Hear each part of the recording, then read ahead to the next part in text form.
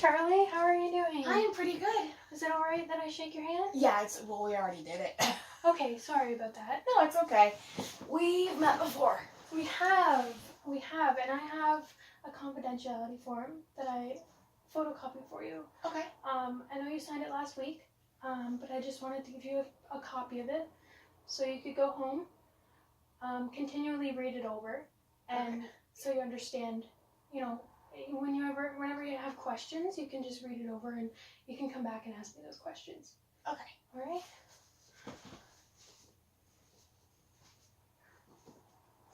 Oh, yeah. Oh, it's right there. Here it is. So, yeah, the risks, the times where I'd have to tell someone else of what you're disclosing to me would be if there's harm to a child or harm to yourself or harm to others.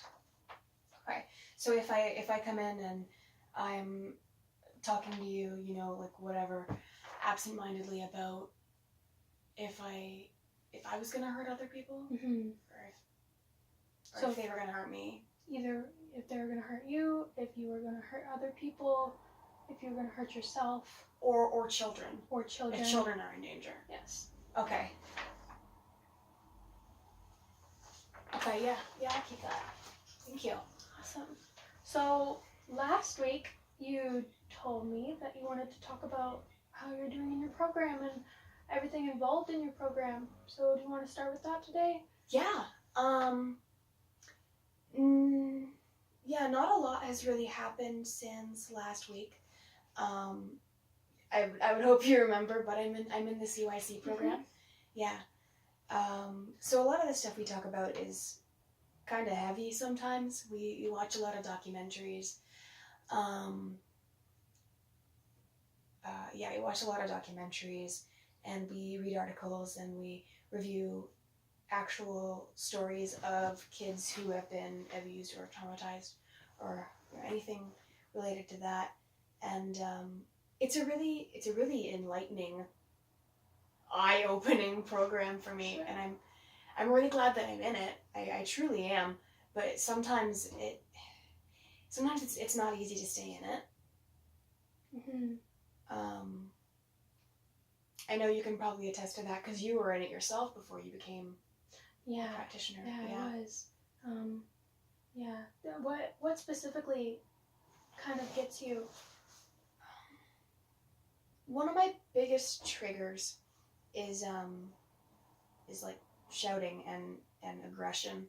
And in our legislation class, we watched this one documentary about a case involving a 19-year-old woman who passed away in judicial custody. I don't know if the word I'm thinking of right now is the right one, but she passed away while in custody. And there was a lot of... The story itself was very jarring and really upsetting because it shouldn't have happened in the first place, but a lot of the content was, for lack of a better term, it's scary. Okay. There was a lot of shouting, and there was a lot of aggressive behavior, and there was a lot of conflict going on that, in my own opinion, I don't feel like it should have been happening. They could have handled the situation a lot better.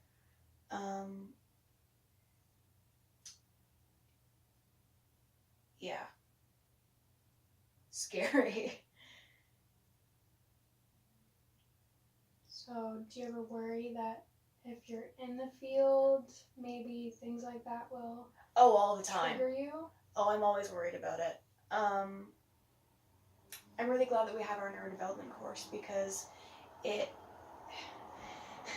we're reading this one really big book, and we're doing this review, and it's like 10 pages long, and it's ridiculous. It's a fun course, but it's a lot of work and not a whole lot of time to do it. We're doing the book review, and it causes us to do a lot of self-reflection, and I started it a couple days ago, and I had to take a break from it because something that I decided to write about, because it was the second thing that popped into my head. I messed up the ordering of the paragraphs at one point, and then I had to restart, and then the new idea was this new idea that I was going, it was for the development section of the paper, like the first part. And I just wanted to get the first part of this paper done, but I started it and then I stopped because I never had a chance to process the story that I was writing about and how it actually impacted me in my life. I don't know if we discussed this last week or not, but I was born prematurely, right, due to stressful environmental things for my mother before I was born, and physical abuse from my father that caused early delivery. Like, we did discuss it last week. I remember what you said to me. Was there something in the book that related very closely to that? Sort of. There was this one girl who was diagnosed with failure to thrive because she'd been physically neglected by her mom. And because I'm premature, I'm also really small. So I decided that I would write about, the fact that we both had stunts in our growth. But after I was born, I wasn't allowed to go home because my lungs and my esophagus weren't fully developed. So I had to spend however many months in an incubator, and babies don't get a whole lot of physical touch when they're in incubators. And we all know that when babies are preemie, they don't grow, I think, to their full potential, if that makes sense, especially females. So I know that I probably wouldn't have gotten, much larger than I am right now, at the height of my development, physically anyway, if I was, cuddled and held and, touched in a healthy way more when I was in the incubators, because obviously there were nurses there who would change the babies and feed them and everything, and my mom, I think, would come in and see me every once in a while when she had the chance, but I was in a different city, because I was in Kingston General and she was back in, Cardiff. Okay. I don't know, I wasn't there. But something about reading that's sorry, my throat's getting all frogged up. It's okay. Something about reading that story and thinking about it and how not being held can cause someone to just not physically grow because their body doesn't get the stimulation it needs to work. I want to say it's strange, but it's really not. And I never took the time to think about how that sort of thing could have been present in my life when I was younger. And then we're not even going to talk about the emotional neglect. I think that's probably a story for next week. Okay. Because I'm kind of really hooked on this. But I never had time to think about it, and then all of a sudden I was forced to, and I was getting graded for it. Right. So it was like a pressure to explore those past traumas. My brother was actually born prematurely. And Really? he has reached the capacity to grow muscle. He's very tall, but he can't grow any muscle than he has right now. Oh. And he's, compared to a lot of other 24-year-old men, he's a very small man. Oh. So, I grew up watching that happen with him. So, I myself was not born prematurely, but I understand, watching those struggles, with being the smaller person in the room. Yeah. I was always the shortest kid in every year throughout middle school.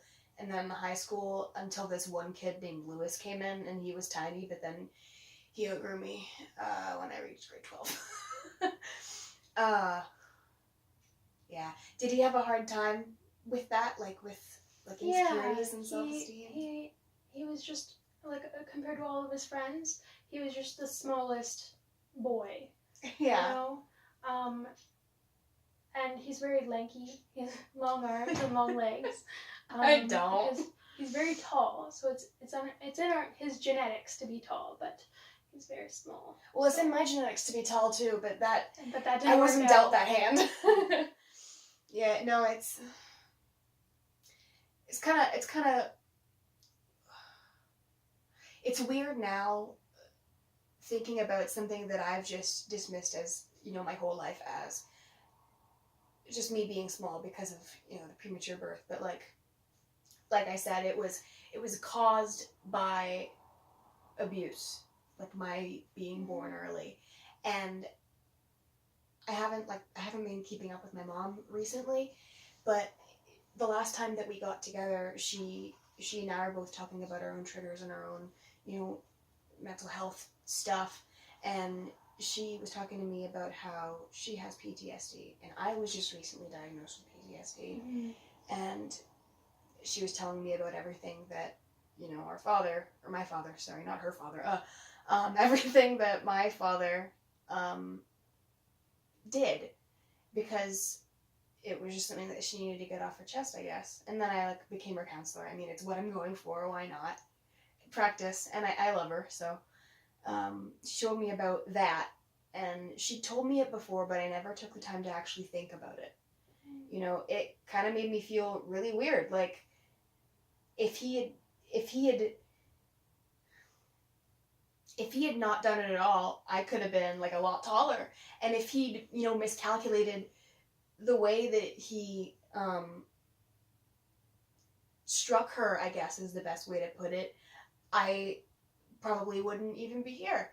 And it's really weird to sit and think about. And on top of all the assignments and stuff that I have to do at school and all the other triggers and things that I have to learn to cope with, it's kind of a lot.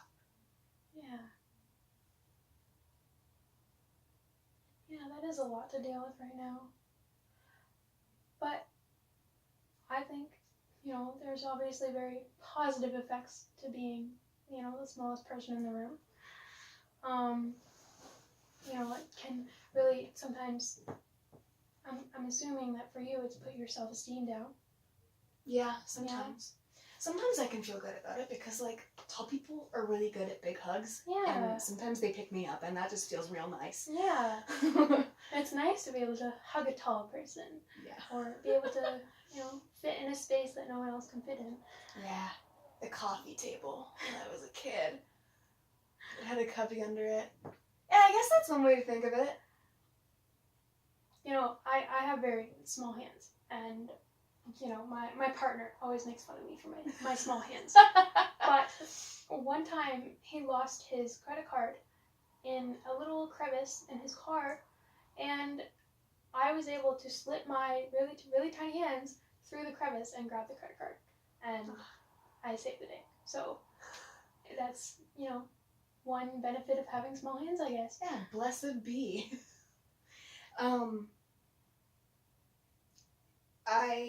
I didn't want to take up too much time today because I do have a class after this in like a half hour, and I still have to do a bit of a drive to get back to campus. So would you like to make another appointment for next week? Yeah, sure. Same time? Yeah, that'll work. I have the same classes, so. Okay. Where's that sheet? Okay. Is there anything specific you'd like to discuss next week? I think it'd be good if we could keep talking about your program and the stresses of the program and the triggers and the stuff that I'm trying to think about. Yeah.